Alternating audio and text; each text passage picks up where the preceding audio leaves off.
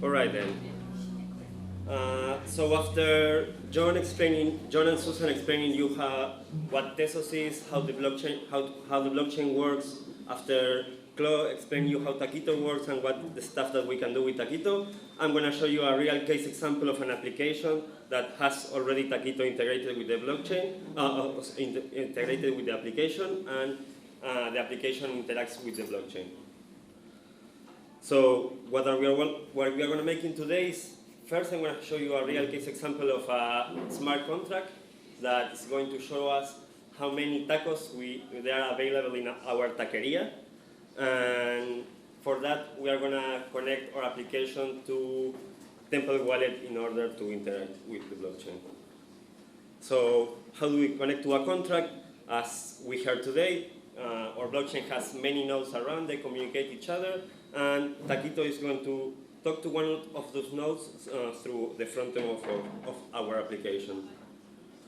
So the prerequisites in order to understand what we're going to talk today, I hope you know a little bit of JavaScript, of React, and you have some experience with web development. Besides that, I hope also you have Node.js installed in your laptop and NPM.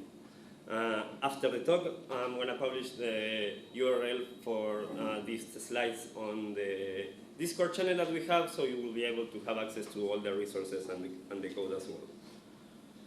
So as we heard today, without Taquito, life is really difficult. In order to interact with Tezos, we need to build this response, which has all these parameters. Then we need to turn it into signed bytes, and then post it into the node. But with Taquito, as we saw today, is that easy. We have our construct instance. Taquito adds this methods parameter where then you can call any entry point that your smart contract has. In this case, these parameters that we send here, one, apple, and the price, and we send it. So in order to get started, you want to close this repository, and I will show you. All right, this is a standard React application where we are going to instantiate our Tezos toolkit, as we saw here. And the first stuff we are going to do is we're going to create, for example, a button to connect our wallet to identify ourselves as we are the user of this application and to get all the information like our balance and so on. So in order to do that, for example, here I created a function that's called createWallet that imports the Bitcoin wallet instance from Taquito. And after that, we can create like our first instance of the wallet where we define what's the name of our application. We choose the network. In this case, we're going to use the Ghostnet, and we connect to the wallet by sending the wallet options that we created before. In this case, you can see here, this is a standard like creating the wallet, and if the wallet exists, we are going to request the permissions, get the public key of the user. All of these are methods that Taquito provides. And if everything works correctly, we are going to connect to the wallet. At the same time, I'm going to create a function to disconnect the wallet. This is a standard practice in any decentralized application where, okay, the user sign in and also sign out, right? Again, all of this is standard React application. Here we are going to create an async function to check all of this that's happening.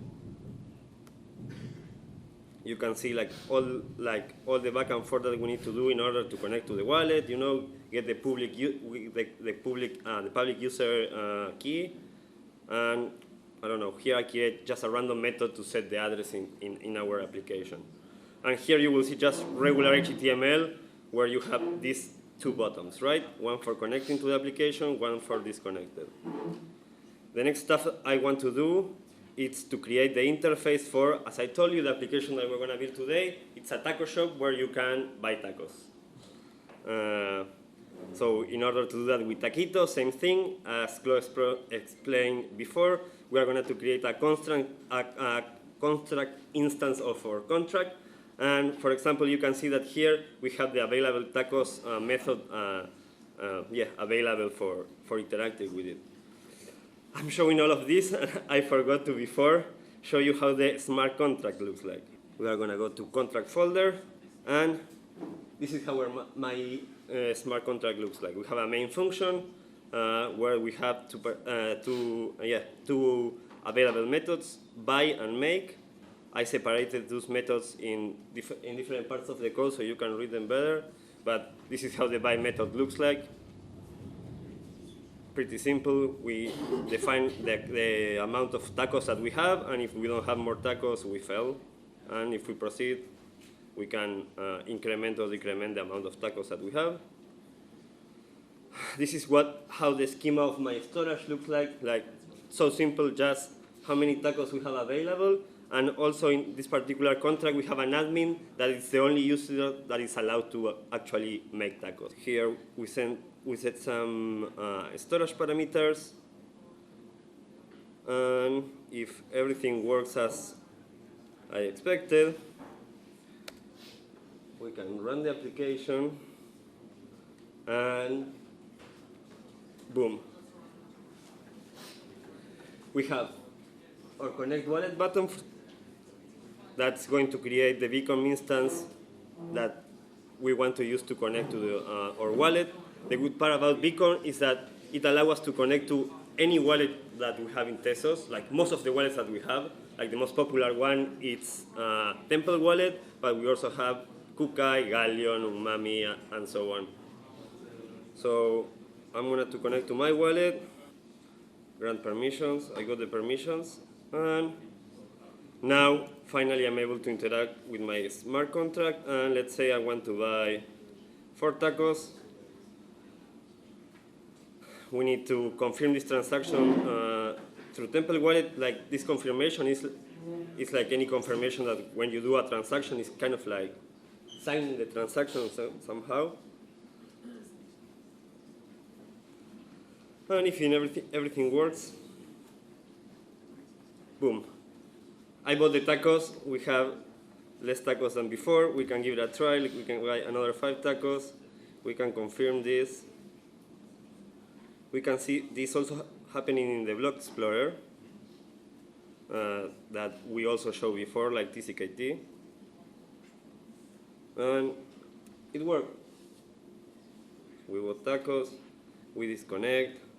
We can connect again using a different wallet, in this case Kukai. Let's give it a try. Oh no, I need to sign in. Forget it. Forget it. So let me show you then like the parts of the code that are interacting with the smart contract, and let me show you the parts of the code that make actually this application work. So let's go back again. In the case of the button that we were using to connect in our wallet, you see we have the interface just a regular HTML button that it's hooked to this function that is basically instantiating a new Beacon wallet instance. So like this is the snippet of the code that make our wallet connect. And I'm going to show you the snippet of the code that allow us to actually buy and order the tacos, right? Here we have our Tezos instance where we connect to the wallet of the contract that we defined before. The contract is defining one of the environment variables. And yep, we set the amount of tacos that we have based on the method that the smart contract provides us to decrement or increment the amount of tacos. And then, like any front-end application, we made the calculations to see how many tacos we need to display, what's the number that we need to display, and we just set it as a state of the application, like in any React application. So to be honest, like the most excited part of the code is these lines where we interact with the contract, right? That where we are using Taquito to, again, tell where the contract is and which methods we want to call and if we are available to doing it or not. Same with here when we created and we requested permissions to use the wallet. So as you can see, Taquito makes our life really easy compared to just having to call all these functions and send all the HTTP requests to interact with the blockchain, like manually formatting and so on. So, to be honest, that's pretty much it. Can people use this as a basis for what they build? Totally, yeah. you can grab these functions for connecting your wallet or interacting with the contract and put it in your application, and they will work just out of the box. So yeah, that was pretty much it. Questions? If you guys have any questions, please, now is the time. More examples? Sorry? More examples? More examples, like for example, what you would like to see?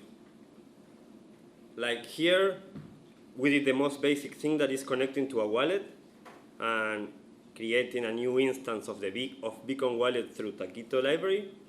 So that gives us ability to, okay, we know that who are you, or who is the user that's interacting with the blockchain, and which address has, what's the balance, and so on.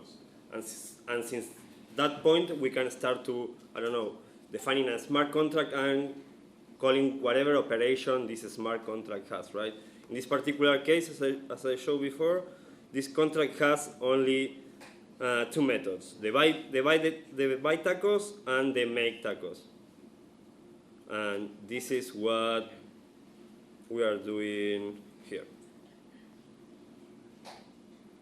These methods that we are seeing here, like buy, available tacos, they all come from the smart contract, where in our storage we have the available tacos, and here in our contract we have the function of make taco and buy taco. How much the transaction costs? Like, they are fairly cheap, like super cheap. I don't remember exactly, but yeah, exactly, like 0.001 cent. Yeah. Put the contract address into TCKT, and TCKT will tell you everything. Oh yeah. TCKT.io. You need to switch to Ghostnet. Yeah, let's go to Ghostnet. We're gonna grab the contract, which is here. Oh, there you go. So the gas fee for this one was 0.0004. So it's less than 1 cent. And here, like in TCKT, you can see like both operations that we did to buy both five tacos, and then we bought another 5 tacos, and you can see like the price, it's nothing. There are people in the back. Okay. I don't see you, but hopefully I will hear you. Sorry? I cannot hear you. Where can we find the repo? Oh yeah, definitely. I'm gonna post all the links in the Discord, right? Yeah. Any other question? Or something that you would like to see in particular? Something that I can tell you also, in order to build this project, instead of using just Taquito, we use Taqueria as well, which is a set of tools that the people from Eclabs provide. It's not only Taquito for using in your front end, you also have Flextea and a lot of more libraries to create your sandbox and work locally on any kind of development. Anything else?